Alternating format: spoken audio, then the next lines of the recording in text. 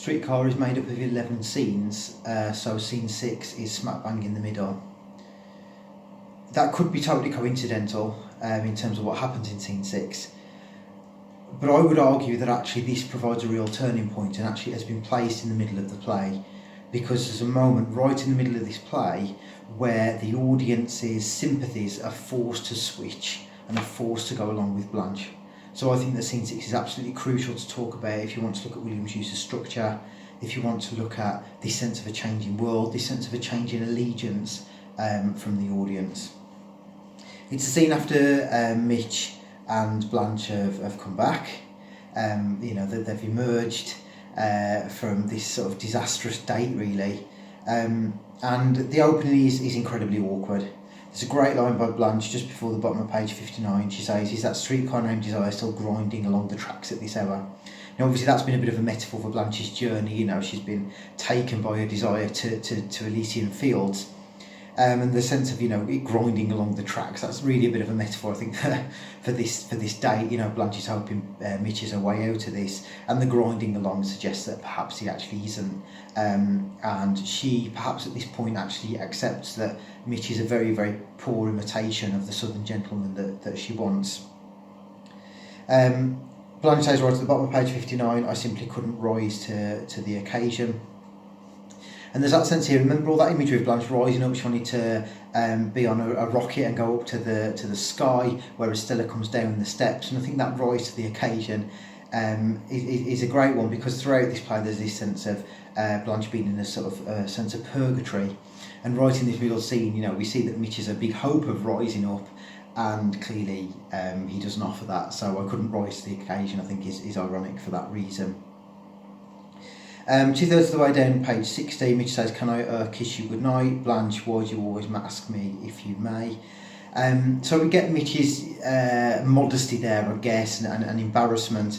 But again, this sense that there's a difference between Mitch being this antithesis, I guess, of Stanley, and being the southern gentleman that Blanche wants. What Mitch is doing here is essentially, I guess, treating Blanche almost in the way that he treats his mother is very respectful, but there's almost no hint of romance at all. It's awkward, it's stilted, he isn't kissing her naturally. So we see here that Blanche, I think, is set up by Williams to be essentially forced choosing between two extremes, the masculinity of Stanley that's dangerous, and this stumbling, dancing bear image of Mitch that is equally flawed and unable to sort of take her anywhere. Towards the bottom of page 61, Blanche starts speaking in French and then says, "Understand French" to Mitch. And then a great bit where Blanche says, "Voulez-vous coucher avec moi ce soir?" Will you sleep with me tonight? She knows that he doesn't understand French, and then immediately asks him if he'll sleep with her tonight. So I think that goes very well alongside this moment of Mitch asking if he may kiss Blanche. We get the sense of what Blanche is after. He's a sexual love and he's a genuine romance, but he's not the kind of romance that Stanley can offer. And we get this sense here that Mitch is almost the other extreme, that Mitch is sort of equally flawed in terms of what Blanche wants. Mitch, 1/3 of the way down page 62, says, "I'm ashamed of the way I perspire, my shirt is sticking to me." The first time that Stanley and Blanche met, Stanley took his shirt off. So again, these two characters are set up as the antithesis of each other. That sort of raw sexual attraction of Stanley that's also very dangerous, and Mitch almost at this point being sexless. And even when he tries to make a move on Blanche in scene 9, it's awkward, it's fumbling, and defeated almost straight away.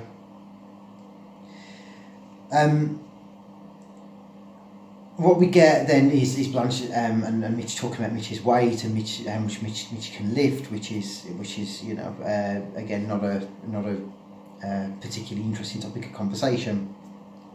Great, but though the bottom of page 63, and this pretty much is in the middle of scene 6, so therefore right in the middle of the play. Blanche says, "I guess it's just that I have old-fashioned ideals." She rolls her eyes, knowing he cannot see her face. For me, this is the absolute central moment of the play. Blanche is rolling her eyes. That is seen by the audience, but it is not seen by Mitch. That's Williams' point here. For the first time, I think, in the play, the audience is in on a joke with Blanche. And the joke is very much at Mitch's expense. Blanche has suddenly become self-aware. She's aware of the role that she's portraying. She's aware of the fact that this ideal of what a woman should be is totally flawed. And it's a moment that's shared between the audience and Blanche, and for me that is the centre point of the play, where the audience has to side with Blanche now, really, and has to sort of see the ludicrous nature of life in New Orleans between Stanley at one extreme and Mitch at the other. If we're talking about structure, the play is a bit of a cycle in the sense, it opens with Stanley in his blue denim, it ends with Stella with the baby in the blue blanket, and we get this sense of Stella and Stanley going to turn into Steve and Eunice. So right in the middle of the play is a moment of connection between Blanche and the audience.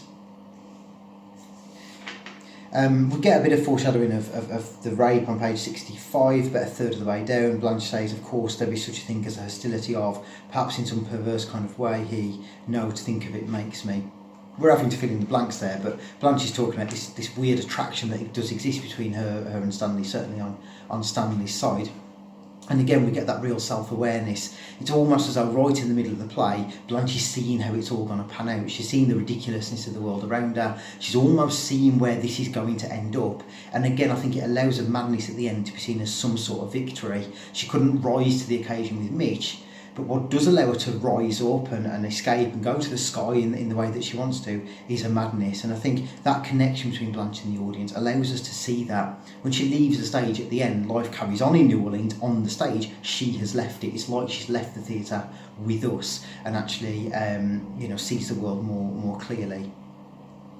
Where Blanche and Mitch do start to get a connection is Mitch's loneliness. And halfway down page 66, Blanche talks about it. This first love that she had when she was 16, and suddenly, having understood Blanche's outlook on love and sex, we now start to understand this flirtation with the young man we got earlier. It was a first discovery of love. She says it was like he suddenly turned a blinding light on something that had always been half in shadow. That's how it struck the world for me, but I was unlucky, deluded. There was something different about the boy, a nervousness, a softness and tenderness which wasn't like a man's, although he wasn't the least bit effeminate looking. There's hints here that Alan Gray, the husband, is in fact gay. Williams himself was gay, so there's some sympathy here. But again, there's this problem, this paradox of the ideal man. Alan Gray was not the ideal man for Blanche because as a gay man, he wasn't able to satisfy her sexually. So there's a bit of a contradiction here in terms of what Blanche wants, and we see it with Mitch, we see it with Stanley. This ideal of the Southern gentleman does not ever come out. It comes out as raw sexuality in Stanley that's dangerous. It comes out as this awkward, fumbling nature of Mitch, which is equally flawed and doesn't offer what she wants. And it comes out as this emotional connection, but no romantic love with Alan Gray that Blanche has. So we see this search for the past as almost Blanche trying to turn back the clock and find something that was never even there.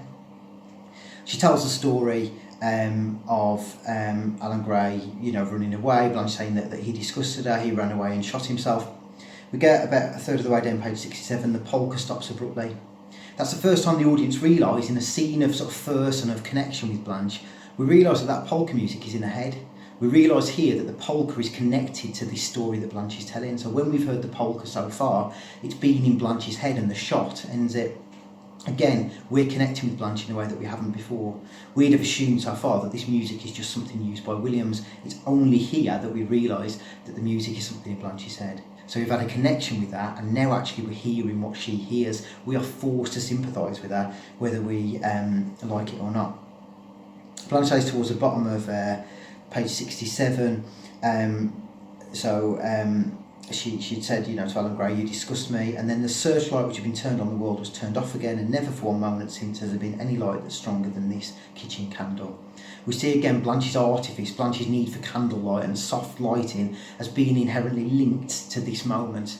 That Blanche is trying through theatre, I guess, through theatricality, to recapture the youth, not because she's vain as such, but because she's trying to get back to this moment and what was destroyed. So Mitch ripping off the lantern is that really brutal moment of exposing the fact that Blanche can't do that. It exposes her age, but it also rips through her theatricality. And of course in this scene we see now Blanche is actually using theatricality and we're having to sympathise with her. The music that we're hearing on stage is Blanche's music. The eye roll at the audience is Blanche almost using dramatic irony to get a laugh from us. Mitch says, you need somebody and I need somebody too, at the very bottom of page 67. Could it be you and me, Blanche? There's some debate there as to whether Williams is genuinely setting up some hope that he dashes later on, or whether we know and we understand that actually this is doomed from the beginning. And Blanche's final line of the scene, sometimes there's God so quickly, leaves that totally ambiguous. Is that Blanche genuinely hoping and believing that something could happen with Mitch? Or is that a bit more meta-theatrical than that? Is that Blanche essentially accepting her fate, accepting the metaphorical death that comes through her madness, and understanding that the only way that she can rise, to heaven metaphorically, get out of this purgatory that she's in, is actually to reject this society altogether and go mad? I think either interpretation is valid. I perhaps prefer the second, but I think equally there's an argument that it's the first.